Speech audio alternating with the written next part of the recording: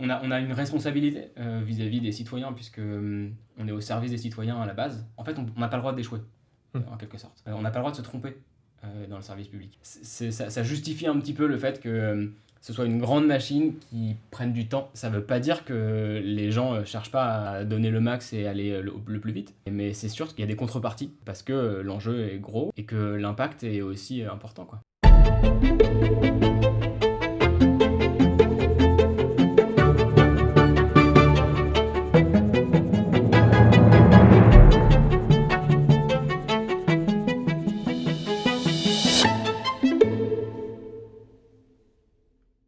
Et aujourd'hui, on est très content de recevoir Chloé et Guillaume. Bonjour à tous les deux. Bonjour. Bonjour. Ça va ? Ouais, très bien. A priori, tous les deux, vous vous connaissez pas, et pourtant, vous partagez pas mal de similitudes dans vos parcours respectifs, surtout sur le fait de mettre vos compétences, en particulier la tech et la data, au service de l'intérêt général. Je voulais peut-être commencer par toi, Guillaume. Je pense qu'on a une mauvaise conception et une mauvaise idée peut-être de ce que c'est de bosser dans la tech, notamment pour l'État. Donc toi, tu bosses pour Etalab, donc peut-être comprendre un peu mieux ce que c'est Etalab, comment t'en es arrivé là, et est-ce que justement ça a un peu démystifié toi ce que tu pensais de ce que c'était bosser pour l'État ? Ouais, tout à fait. Alors, Etalab, c'est une branche de la direction interministérielle du numérique. C'est un très grand mot pour dire la partie un peu transverse du gouvernement qui s'occupe d'appliquer et de mettre en place des transformations numériques, donc de numériser un peu les différents ministères de l'État. Ok. Etalab en particulier est né autour d'un projet qui s'appelle data.gouv.fr, qui est le réceptacle de toutes les données qui sont créées et mises en ligne par l'ensemble des administrations publiques, histoire qu'on puisse construire des services par-dessus et que les citoyens, mais aussi les autres administrations et aussi les entreprises puissent créer de la valeur en fait, à partir de ça. Et je pense qu'on l'a vu récemment avec la crise du Covid. Il y avait quand même pas mal de données qui étaient accessibles directement sur DataGouv. Est-ce que tu as eu l'impression que c'était vraiment une initiative de l'État de mettre à disposition ces données, en particulier par rapport à d'autres pays européens où c'était moins accessible ? Est-ce que tu vois, c'était une vraie volonté que tu as sentie dès le départ de l'État de mettre à disposition des données comme ça ? Ouais, ça a été hyper important. Il y a eu pas mal de personnes chez nous qui ont bossé le week-end pendant de longs mois. Je pense notamment à Mathilde, je lui fais une petite dédicace, qui a passé beaucoup de temps. En fait, le plus gros du travail pour nous, ça a été... Alors, en France, on avait déjà la chance du coup d'avoir datagouv.fr, donc d'avoir l'entrepôt qui était capable de recevoir ces données. Maintenant, il fallait motiver les différentes administrations. En l'occurrence, c'était les ARS, les agences régionales de santé, pour regrouper beaucoup plus vite et nous envoyer les données pour que nous, on puisse ensuite les publier en open data, centralisées sur DataGouv. Et une fois que ça, c'était sur DataGouv, donc ça a mis quelques temps, mais très rapidement, en France, on a été capable d'avoir des chiffres sûrs et en live tous les jours, quoi. Et une fois que ça a été mis en place, on a vu plein d'applications comme Covid Tracker qui ont pu utiliser ces données pour faire des visualisations. Et, alors, bien sûr qu'on a aussi fait des visualisations, mais eux en faisaient des bien meilleures que nous, avec plein de personnes qui travaillaient sur le projet. Et c'est super, c'était exactement pour ça que DataGouv a été créé il y a 10 ans. C'est pour que la donnée puisse être réexploitée et qu'il y ait de la valeur qui en soit exploitée derrière. Ouais. À la fois pour de la visualisation de données, pour de la recherche, il y a plein de use cases différents sur l'open data. Et d'ailleurs, même, je rebondis sur ce que tu dis, mais c'est vrai qu'au sein même des hôpitaux, Covid Tracker a été réutilisé pour anticiper un peu les besoins qu'ils avaient. Donc, le simple fait de pouvoir... alors on prend l'exemple d'un département où il y a plusieurs hôpitaux. Le simple fait que ça puisse être agrégé après un endroit et redispatché via des visualisations, ça permet à un hôpital voisin de pouvoir anticiper aussi quelque chose qui arrive. Je n'ai absolument pas travaillé en hôpital, mais on peut imaginer que ça a pu être utilisé de cette façon-là aussi, quoi. Donc ouais, c'est très cool. Okay.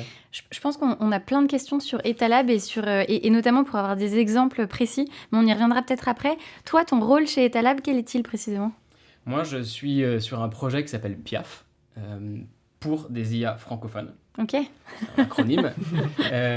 Très bel acronyme. Et en fait, l'idée de ce projet, il est issu d'un constat qui a été fait en 2018 à l'issue du rapport Villani, qui devait faire des propositions au gouvernement pour la place de la France dans l'IA, en gros, si je résume. Et l'une de ces suggestions, c'était de créer des ressources francophones pour qu'on puisse avoir des modèles et des applications performantes en français, et que derrière, on puisse avoir un écosystème francophone autour de l'intelligence artificielle. Et en fait, on s'est dit, bah oui, effectivement, il y a un manque de ressources en IA qui est évident. Le problème, c'est qu'il y a plein de possibilités dans l'IA. Nous, on a choisi une d'elles qui s'appelle la question-réponse. Et donc, on a créé en gros un premier jeu de données qui permettait d'entraîner des modèles à faire de la question-réponse en français. Okay. Et qu'on a évidemment publié donc, le jeu de données sur DataGouv en open data. Et le modèle ensuite qu'on avait entraîné, on l'a mis en open source sur Hugging Face en l'occurrence, pour ne pas les citer.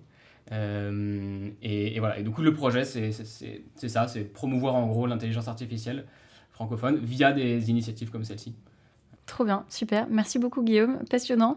Je passe à Chloé maintenant. Chloé, toi tu fais quelque chose d'assez différent, mais finalement toujours aussi centré sur la tech et la data au service d'un sujet d'impact, d'un sujet sociétal. Est-ce que tu peux nous dire ce que tu fais toi actuellement? Quelle est l'entreprise pour laquelle tu travailles? Oui, bien sûr. Donc, moi je travaille pour Nabla. C'est une start-up qui développe une application dédiée à la santé des femmes.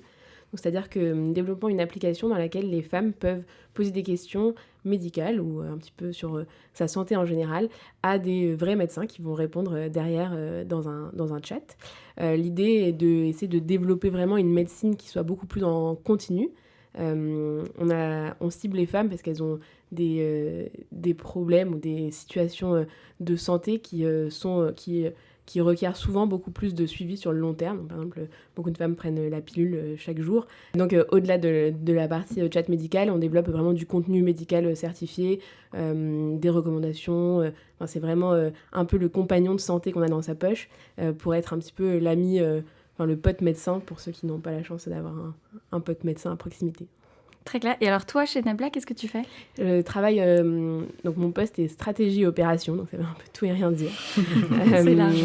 Je travaille, j'ai un peu, en gros, il y a 3 piliers dans mon travail. Donc le premier, c'est la partie stratégie, donc on essaie de trouver quelle est la meilleure offre pour répondre aux besoins des utilisatrices et des patientes. Donc ça, on développe une application en France et au UK, et on essaie de vraiment comprendre quelles peuvent être les différences entre ces deux pays. Une partie opération qui est donc sur la partie vraiment opération médicale, parce que donc les médecins qui répondent sur l'application Nabla sont des médecins qui travaillent pour Nabla, donc ils sont soit des horaires par heure ou alors ils sont vraiment employés de Nabla sur le plus long terme. Et donc il faut gérer vraiment toutes les parties process, savoir qui est-ce qui répond à quel moment, est-ce qu'on arrive vraiment à développer un service qui puisse être utile un peu tout le temps pour les différentes femmes. Et la troisième partie, qui est le plus proche de ma formation sur la partie data, c'est d'analyser les données du produit pour essayer d'orienter du coup justement la stratégie un peu produit de l'application en se basant sur des données vraiment quantitatives d'utilisation et essayer de comprendre ce qui plaît pas, à quel moment il y a des points de friction. Ok. Alors je pense que ce qui nous enthousiasme beaucoup en vous réunissant tous les deux aujourd'hui, c'est vos parcours et comment vos parcours vous ont mené vers les sujets de tech à intérêt général. Alors on peut peut-être commencer par toi, Chloé. Avant de travailler chez Nabla, tu as fait d'autres choses. Est-ce que tu peux nous en dire plus sur ton parcours dans cette tech à impact? Oui, du coup, donc j'ai une formation d'ingénieur. J'ai étudié la data science à Stanford aux États-Unis, et c'est là où j'ai un petit peu découvert l'application de la data science à la santé, où je me suis dit que j'avais vraiment envie de continuer dans cette voie-là. Et je suis rentrée en France et j'ai travaillé 2 ans pour une start-up qui s'appelle Hawkin, qui développe des modèles d'intelligence artificielle sur des données de santé pour améliorer la recherche médicale, donc c'est-à-dire des partenariats entre des hôpitaux et nous et des compagnies pharmaceutiques pour développer des algorithmes sur des données des hôpitaux pour essayer d'améliorer la recherche médicale et le développement de nouveaux médicaments. Donc ça, c'était pendant 2 ans en tant que data scientist et puis gestion de projet sur projets divers. Et ensuite, j'ai travaillé 1 an à la Croix-Rouge, à l'accélérateur de la Croix-Rouge plus précisément, qui s'appelle 21, sur un programme d'accompagnement qui s'appelle Impact Data. Donc c'est un programme d'accompagnement qui a pour but d'utiliser les données de la Croix-Rouge pour essayer d'améliorer le service rendu par la Croix-Rouge à ces différents usagers, ces différents publics. Et donc, dans le cadre de ce programme-là, je travaillais avec 2 startups qui s'appellent Arcan et Jalgos. On essayait d'utiliser les données du médico-social de la Croix-Rouge française pour améliorer le service rendu en EHPAD et pour améliorer le quotidien des personnes qui travaillent en EHPAD, dans les EHPAD de la Croix-Rouge. La Croix-Rouge, peut-être juste pour faire un rappel bref, donc c'est la plus grande association française et il y a 20 000 salariés, 60 000 bénévoles et elle a beaucoup, donc on connaît souvent les activités de secourisme ou d'urgence, de réponse à l'urgence, notamment à l'international mais aussi en France, dans les festivals ou dans les grandes manifestations. On connaît souvent moins la partie médico-sociale. En fait, la Croix-Rouge a de nombreux établissements de santé, donc des instituts de soins, des services de soins à domicile, également des EHPAD. Et donc nous, c'était sur cette tranche-là que l'on travaillait plus spécifiquement. Et toi, Guillaume, est-ce que tu connaissais Nabla avant le podcast ? J'en avais entendu parler de Nabla, je ne l'ai jamais utilisé. Peut-être pas la cible. Mais voilà. Mais pas plus que ça, du coup. Mais j'en avais entendu parler, ouais. Et est-ce qu'on peut revenir du coup sur ce qui t'a fait rentrer à la Croix-Rouge pendant, t'as passé quoi, 1 an, c'est ça, chez eux, ce qui fait que comment tu les as trouvés, peut-être les idées un peu préconçues que tu avais avant de rentrer, parce que instinctivement, on ne se dit pas du tout que ces associations qu'on connaît, enfin, en tout cas ces structures qui existent depuis longtemps, mettent en œuvre des projets hyper innovants sur ces sujets. C'est de plus en plus le cas avec Emmaüs, par exemple, ou d'autres. Mais du coup, on a peut-être quelques idées un peu fortes, préconçues sur le sujet. Est-ce que toi, t'en avais ? Et finalement, comment ça s'est concrétisé ? Qu'est-ce que t'as ressorti de cette année sur le terrain avec eux ? Alors du coup, comment est-ce que je les ai trouvés ? Donc, je pense que c'était à une période où je réfléchissais beaucoup à ce que ça voulait dire impact pour moi, quel était vraiment... qu'est-ce que j'avais envie de trouver dans mon travail, donc un petit peu comme ce que tu disais, donc de qu'est-ce qui fait que tu te lèves le matin et qu'est-ce qui vraiment te motive à fond. Et donc j'ai essayé de discuter un petit peu avec différentes personnes de mon école ou autour de moi qui ont fait des choix d'aller travailler dans des associations, etc. Parce que c'était quelque chose qui me travaillait un petit peu. Et donc de fil en aiguille, en fait, j'ai découvert cet accélérateur de la Croix-Rouge et on m'a dit qu'il y avait ce programme Impact Data qui allait se lancer donc pour vraiment sur les données de la Croix-Rouge. Donc vraiment, c'était pas encore lancé à l'époque, du coup. C'était pas encore lancé, non. C'était c'était la première édition à laquelle je suis allée. Et du coup, en découvrant ça, je me suis vraiment dit c'est vraiment parfait. Tu vas dans une association, tu vas travailler sur des sujets de data, ça va être, c'est vraiment juste l'alignement de absolument tout. Et alors, les idées un peu préconçues, je pense que je pensais un peu me retrouver dans un vieux bâtiment un peu austère, je sais pas. Et alors, pas du tout, parce que 21, justement, c'est un petit peu... c'est vraiment essayer de mettre de l'innovation dans cette grande maison Croix-Rouge, donc...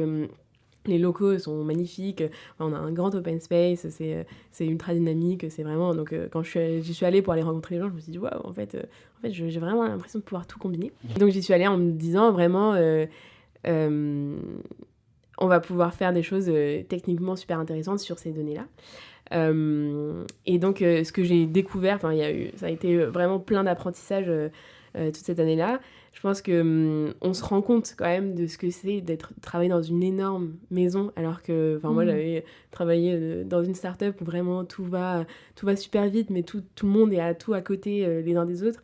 Et là, travailler dans une immense maison comme ça avec la Croix-Rouge, il y a le siège social qui est à Montrouge, mais ensuite il y a un peu des petites unités de partout en France. Et donc c'est vraiment extrêmement tentaculaire. Et c'est une maison qui, lorsque ça fait un pas de géant. C'est incroyable tout l'impact que ça peut avoir. Mais pour mettre toute la machine en route, c'est vraiment... c'est un vrai travail. Je trouve ça hyper inspirant de vous entendre tous les deux qui avaient essayé en tout cas de mettre de l'innovation dans le monde associatif ou dans des entités publiques. Je trouve qu'on n'en entend pas assez parler.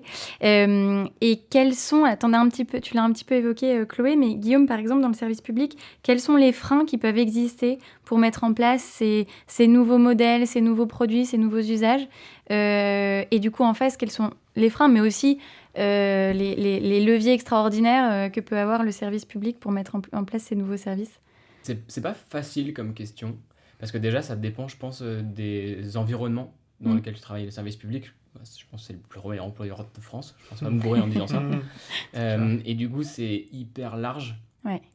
Il y a tout type d'environnement de travail. Là où je suis, chez Etalab, et là où j'étais au service des sapeurs-pompiers, ce sont 2 environnements où c'est assez facile d'innover quand même déjà. Et il y a cette Il y a clairement cette volonté d'utiliser les méthodes actuelles, d'utiliser les technos actuels, les outils actuels.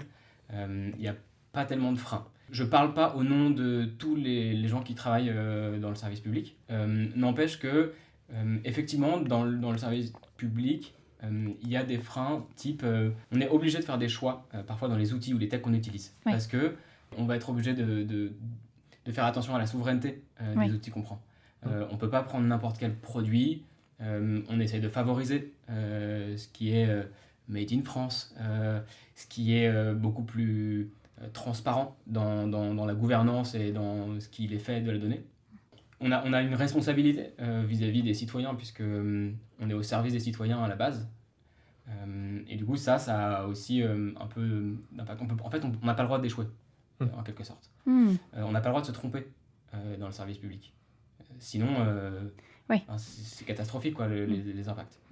Donc ça, j'ai envie de dire, ça justifie un petit peu le fait que ce soit une grande machine qui prenne du temps avant de mettre en place des trucs. Ça ne veut pas dire que les gens ne cherchent pas à donner le max et aller le plus vite, mais c'est sûr qu'il y a des contreparties parce que l'enjeu est gros et que l'impact est aussi important, quoi. C'est clair. Moi, je trouve que ça résonne vachement avec l'expérience à la Croix-Rouge où, du coup, on essaye on a vraiment la vision de se dire qu'il y a des données qui sont incroyables, qui sont récupérées sur les différentes personnes accompagnées par la Croix-Rouge et c'est vraiment une richesse qui est assez incroyable parce qu'on a vraiment un parcours de vie qui est très très complet. Et on pense qu'en les utilisant, on pourrait vraiment réussir à améliorer le service rendu. Mais de l'autre côté, il y a complètement ce pendant où on se dit, en fait, la Croix-Rouge est là pour défendre un peu les personnes qui sont les plus vulnérables. Et il faut faire extrêmement attention. Le fait d'essayer d'améliorer le service rendu, ça ne justifie pas du tout de mettre en danger ou de mettre en péril la confiance qui se crée entre une association comme ça, qui est la Croix-Rouge, et les personnes qu'elle essaye ou qu'elle défend au quotidien. Et donc, faire vraiment très attention à ce lien-là dont tu parlais, donc de responsabilité un petit peu, mais de lien vraiment de confiance qu'il y a entre ces immenses maisons et les personnes avec qui elles travaillent. Tout à fait. Et toi, est-ce que tu avais déjà utilisé des données d'Etalab, typiquement soit chez Nabla, soit chez Hawkin ou même à la Croix-Rouge? Je ne pense pas. Je pense qu'à la Croix-Rouge... Ah là là là là là là. Non, je mens peut-être. Peut-être qu'à la Croix-Rouge, du coup, j'y étais pendant le Covid. Et donc, on travaillait beaucoup sur les opérations parce que donc, les bénévoles Croix-Rouge étaient vraiment en première ligne pour essayer d'aller apporter du soutien aux personnes qui sont en situation d'isolement, essayer d'aller faire les courses des personnes en situation d'isolement. Et donc, on avait vraiment un enjeu un peu comme ce que tu parlais sur la partie pompier, d'essayer de comprendre quels étaient les besoins, à quel endroit, sur quel territoire. Et donc, on essayait de mettre un peu en lumière les différentes données qu'on pouvait avoir sur... combien il y a de bénévoles dans tel territoire et les données de Covid. Donc peut-être qu'en fait, sans même le savoir, j'utilisais les données... Après, pour rendre à César ce qui était à César, DataGouv ne fait qu'agréger les données qui sont produites par les ministères. On ne produit presque rien, à part les métadatas sur ces données-là. Mais les producteurs de données, c'est d'abord les hôpitaux, pour les données Covid, bien sûr, et etc. Et toi, c'est quoi ton point de vue justement sur comment l'État se transforme de l'intérieur sur ces sujets tech en particulier? Est-ce que tu l'as ressenti, toi, quand tu travaillais là-bas? Est-ce que tu as l'impression que c'est des choses qui évoluent aussi? Ouais, ça va à la vitesse de la lumière et ça va aller de plus en plus vite. Je pense que le programme Entrepreneur d'intérêt général illustre un peu la méthode qui est employée. C'est-à-dire que on se dit, ok, on a des administrations avec des gens qui sont compétents dans le métier, etc., et qui ont identifié des trucs qui peuvent changer. Mais ils n'ont pas forcément le budget, ils n'ont pas forcément les hommes pour le faire. Et là, ils ont un guichet à lequel ils peuvent aller toquer et dire, voilà, on sait qu'on peut faire ça, mais il nous manque ça et ça. Est-ce que vous pourrez nous aider un an sur ce truc-là et on voit ce que ça donne. Et en ça, cette méthode très itérative et commencer petit pour ensuite grossir, elle porte ses fruits. C'est pas une méthode inconnue, hein, c'est ce qui est utilisé dans toutes les jeunes boîtes, etc. Mais c'est ça qui est utilisé et ça porte ses fruits parce qu'il y a beaucoup de ces projets-là qui perdurent et qui grossissent. Et si je devais dire un autre truc qui, moi, me semble gigantesque comme impact, On a commencé avec un entrepôt de données, et aujourd'hui, on accompagne les administrations à communiquer entre elles les données. Et en fait, on est en train d'essayer d'amener les ministères à créer chacun des API. Pour ceux qui ne connaissent pas forcément ce que c'est qu'une API, c'est une façon à des serveurs de différentes administrations de pouvoir communiquer entre eux et s'échanger des informations. Et ça a des impacts immédiats et immenses sur notre vie de tous les jours. Je prends un exemple tout simple, mais grâce à ça, imaginons que j'ai 3 enfants et que je veuille les mettre à la cantine de l'école municipale. Si mon revenu me le permet, je peux avoir des réductions sur le prix de la cantine de mes enfants. Et pour aller demander ça, il faut que j'aille à la mairie, déposer un dossier, et voilà, c'est étudié par quelqu'un qui prend le temps de le faire, qui regarde quel est mon revenu, je ne sais pas comment, etc.